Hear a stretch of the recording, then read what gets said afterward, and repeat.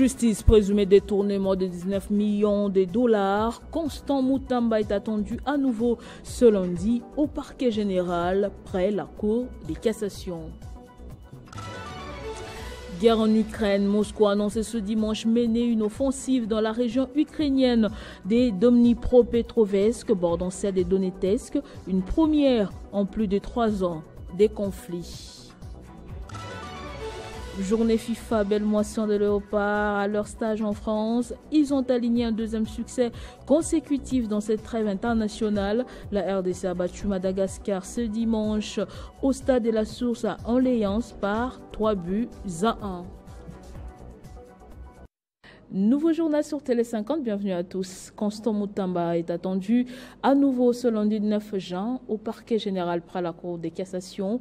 Le ministre de la Justice et garde des Sceaux sera entendu pour la 3e fois sur des soupçons de détournement des fonds pour la construction d'une prison centrale à Kisangani, à la Chopo. Sa dernière audition vendredi a duré près de 8 heures. Le ministre de la Justice, Constant Mutamba, est rentré chez lui en homme libre, escorté sous les vacarmes des militants de son parti politique et autres sympathisants venus l'accompagner.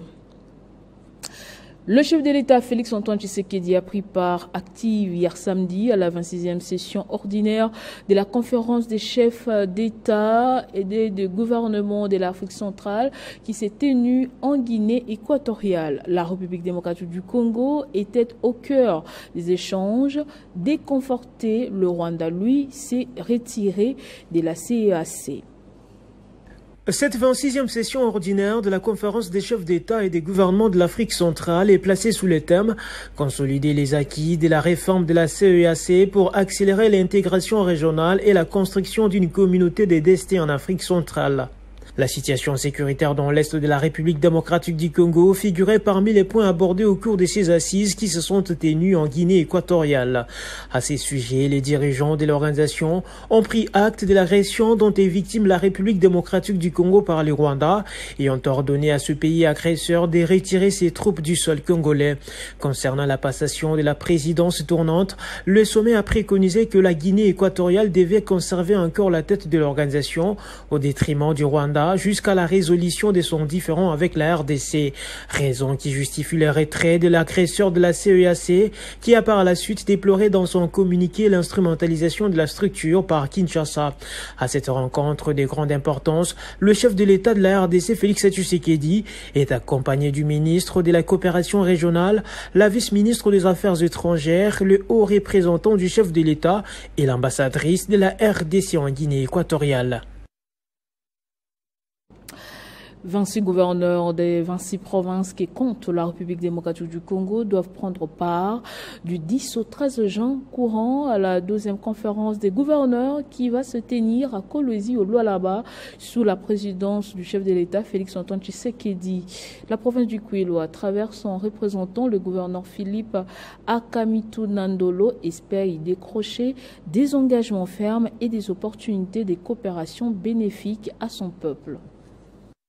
Les yeux des Congolais sont actuellement rivés sur la ville de Kolwezi, chef-lieu de la province du Lualaba, qui s'apprête à accueillir du 10 au 13 juin de l'année en cours la 12e conférence des gouverneurs, une rencontre de haut niveau qui réunira les chefs des exécutifs provinciaux autour du président de la République Félix Tshisekedi. Cette rencontre des partages d'expériences entre provinces et des réflexions concertées avec le pouvoir central pour le développement de ces entités connaîtra également la participation active du numéro 1 de la province du Kwilu, le Dr Philippe Akamitu Nandolo, qui à son arrivée le vendredi a reçu des honneurs dignes de son rang, témoignant un accueil chaleureux de la province de Fifi-Massou Kassaïni au représentant des Kwilois qui prend part pour sa première fois. Plus que comblé de joie, l'accueil a été très bon, et nous venons pour la conférence des gouverneurs. Le thème est bien connu, la couverture santé universelle pour la cohésion nationale. Nous allons suivre les présentations avec une attention soutenue, une attention gymnastiquée, et nous allons contribuer au thème pour le bien-être de la population de notre pays. Notons qu'hier samedi, l'autorité provinciale du Kwilu, Philippe Akamitou Nandolo, s'est joint aux autres gouverneurs, notamment celui de Kinshasa, Daniel Bumba, pour accueillir le ministre de l'Intérieur, Jacques Chabani. Avoir un environnement sain en mettant fin à la population des déchets plastiques, c'est la mission que s'est fixée le PNUD, section d'Issiro, dans la province du Haut-Ouélé. Le gouvernement provincial et le programme des Nations Unies pour le développement ont lancé à Issiro une semaine de l'environnement riche en actions et en engagements concrets.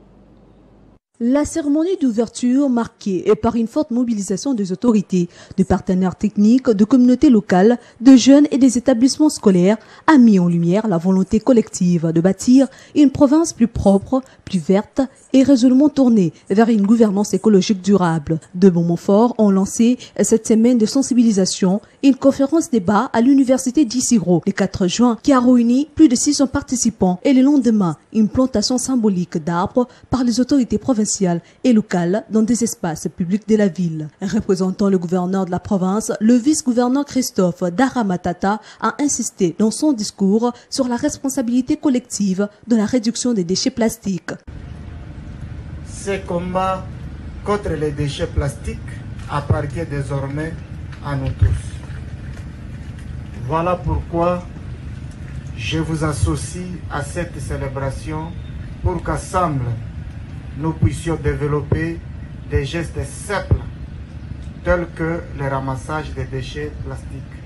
De son côté, M. Jérôme Wu Park, chef de bureau du PNUD Issiro, a réaffirmé l'engagement du PNUD à accompagner les initiatives environnementales locales. Il a présenté les contributions concrètes du programme intégré R&EDD Haut-Ouélé, financé en partenariat avec la COICA. Pour soutenir l'action du gouvernement provincial, le PNUD offre 600 plantures de l'arbre fruitier, 900 plantures d'essences diverses pour boiser les espaces publics, 550 000 sacs à pépinière comme contribution au reboisement à échelle provinciale tel que décrété par le gouverneur de province. Et j'en passe. Cette cérémonie a été marquée par la présence du ministre provincial de l'Environnement, le ministre des Mines, Didier Medouama-Yolo. Les autorités provinciales ont exprimé leur ambition de faire chaque école, église, marché, ménage et citoyen un acteur du changement écologique dans le Haut-Ouélé. Autre chose, le parti politique Agissons pour la République, AREP en sigle, poursuit sa tournée politique à Kinshasa. Ce samedi 7 juin, les cadres et militants de ce parti étaient dans les districts populaires de la Tchangou, au terrain municipal des Massina, plus précisément, où l'autorité des références de ce parti, Maître Guilo Ndomboyo, a lancé un appel patriotique à toute la population congolaise et il a insisté sur le fait que les élections restent la seule voie pour parvenir à la magistrature suprême en République démocratique du Congo. Après la grande matinée politique du week-end dernier à la 4e rue Limété, l'élan n'est failli pas au sein de la REP, porté par le dynamisme et l'abnégation du secrétaire général, Maître Camille Richard Kalele. Ce samedi, c'est la Tchangou qui a vibré sur le terrain municipal de Massina. Une foule en liesse a accueilli l'autorité des références, Maître Guy Ndomboyo, ministre d'État et l'initiateur du parti Agissons pour la République. Animation à la pointe, cris de joie, musique et danse, la Tchangou était en ébullition. Après les interventions des représentants des structures du parti et celles du secrétaire général du parti, le micro est passé entre les mains du numéro 1 de la REP, Maître Guy Ndomboyo, qui a saisi l'occasion pour lancer un appel fondamental sur la Constitution, conscientisant les membres du parti sur leurs droits et devoirs. Baponaki Tata Félix Antoine Tshisekedi Tshilombo. Yende Tobimisaki est le président de la République.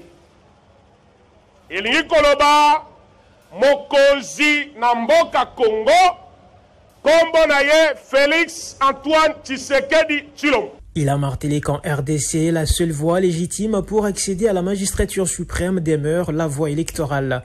Dans un message fort, l'autorité de référence a salué les efforts du président de la République Tshisekedi pour le retour de la paix à l'est du pays. Il a dénoncé fermement les velléités de balkanisation, rappelant que le Congo reste et restera un et indivisible. La République démocratique du Congo est allée 2 345 410 km². Il dit Koloba, Nord Kivu est na kati, Sud Kivu est na kati, Ituri est na kati, Chopo est na kati, Bazuele est na kati, Otuele est na kati, Sankure est na kati, Kasai Central est na kati, Kasai Tukure est na kati, Lomami est na kati, Olomami est na kati, Équateur est na kati, Chopo est na kati. Il a profité de l'occasion pour manifester son soutien à la diplomatie agissante du chef de l'État et la synergie gouvernementale qui est chapeautée par la première ministre Judith Suminwa. Le week-end prochain, ce sera au tour du district de la Funa d'accueillir l'autorité de référence, Maître Guy Luandomboyo. L'élan continue. À l'international, l'armée russe a annoncé ce dimanche mener une offensive dans la région ukrainienne de Dnipropetrovsk, bordant celle de Donetsk, une première en plus de 3 ans de conflit. Les unités de la 90e division blindée ont atteint la frontière ouest de la République populaire de Donetsk et continuent de mener l'offensive sur le territoire de la région de Dnipropetrovsk. En sport, la République démocratique du Congo a battu Madagascar ce dimanche 8 juin au stade de la Source à Orléans par 3-1. Les Léopards ont aligné un deuxième succès consécutif dans cette trêve internationale après leur belle victoire face au Mali, 1-0 jeudi dernier. Belle revanche des Congolais après le mauvais souvenir de l'élimination surprise lors de la Coupe d'Afrique des Nations 2019 en Égypte. Battu au tir au but par les Baréas, 2 buts partout et puis 4 tirs contre 2 en 8e de finale. L'équilibre sportif est ainsi rétabli. Et pour finir en culture, dire c'est faire, l'artiste musicien Ferré Gola fait hier samedi son ING Arena, une salle à capacité de 15 000 places. Parmi les moments forts du concert, on peut citer la performance surprise du Padre et des Soleil Wanga qui se sont lancés dans une improvisation d'une rumba totalement inédite. Cette production musicale a connu des collaborations surprises avec d'autres artistes comme JDT Molopwe, Deplik Pomba et Robinho Mundibu, tous de Wenge et Musica Maison Mère ou bien anciens de Wenge Musica Maison Mère. On se quitte avec cet extrait du spectacle, je rappelle, qui c'était hier à l'ING Arena. Nous sommes à Bruxelles, en Belgique.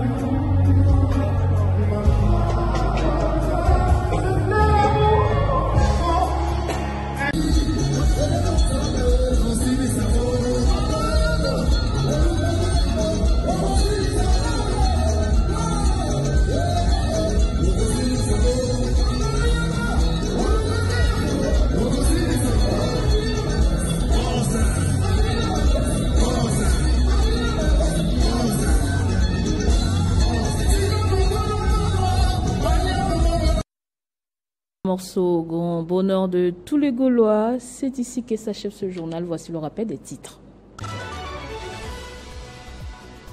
Justice, présumé détournement de 19 millions de dollars. Constant Mutamba est attendu à nouveau ce lundi au parquet général près la Cour de cassation.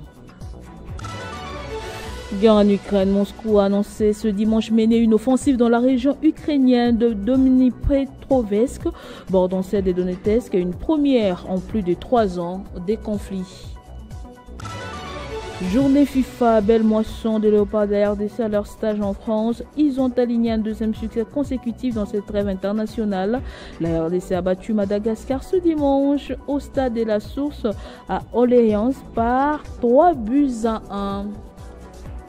Merci de nous avoir suivis depuis Anvers. Restez branchés sur le programme de votre télévision.